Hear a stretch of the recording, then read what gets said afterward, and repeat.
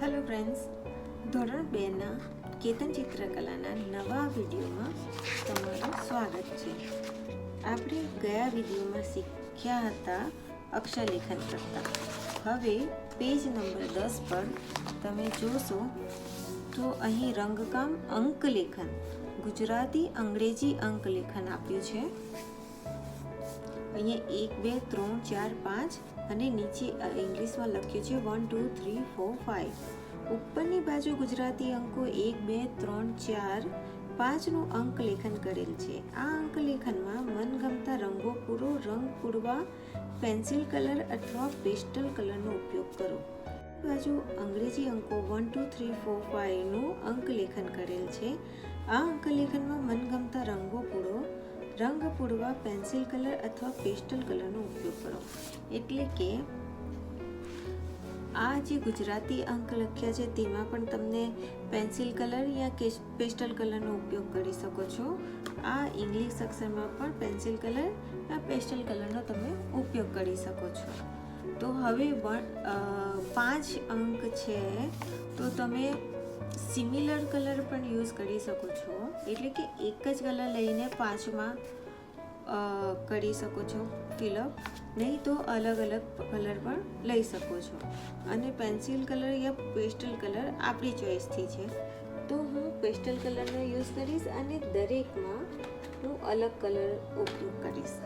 તો ફર્સ્ટ છે 1 નંબર, ગુજરાતી અંક લઈશું આપણે. તેમાં 1 નંબર છે. તો આનો હેતુ શું છે રંગકામ કરાવવાનો? તો બાળકોમાં રંગ કૌશલ્યનો વિકાસ થાય, બાળકોમાં એકાગ્રતા વધે અને બાળકોને નવસર્જનનો આનંદ મળે એના માટે.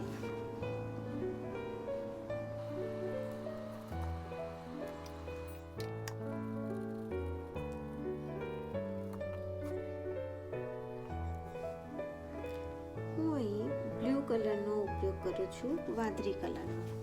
આગળના વિડીયોમાં શીખ્યા એ રીતે આપણે પહેલે બોર્ડર લાઈન બનાવી દઈશું.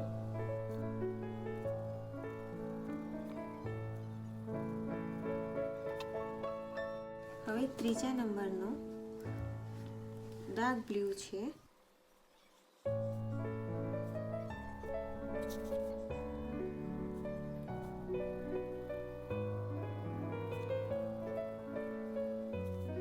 હવે આપણે 4 નંબરમાં કલર કરીશું.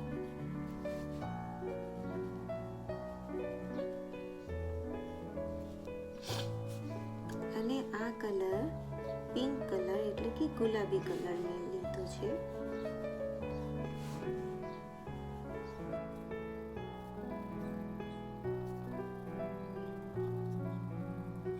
પાંચ નંબરમાં ગ્રીન કલર લીધો છે મેં.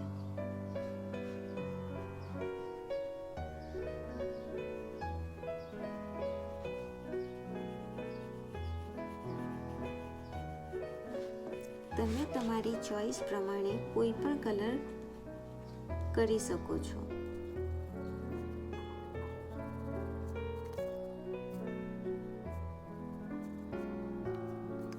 આપણે અંગ્રેજી અક્ષરોમાં કલર કરીશું.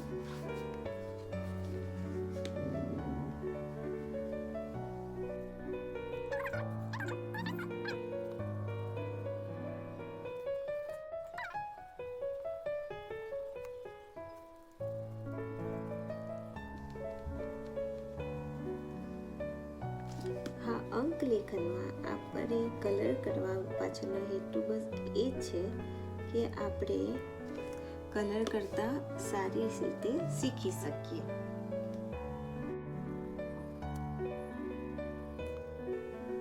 હું ગુજરાતી અંકો અને અંગ્રેજી અંકોમાં સેમ કલર કર્યા છે.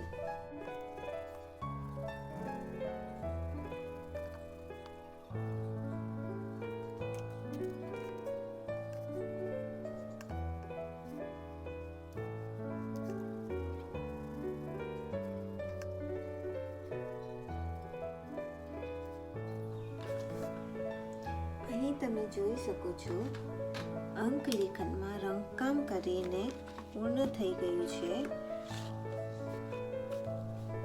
હવે આપણે મળીશું નવા વિડીયો સાથે. ત્યાં સુધી થેન્ક યુ.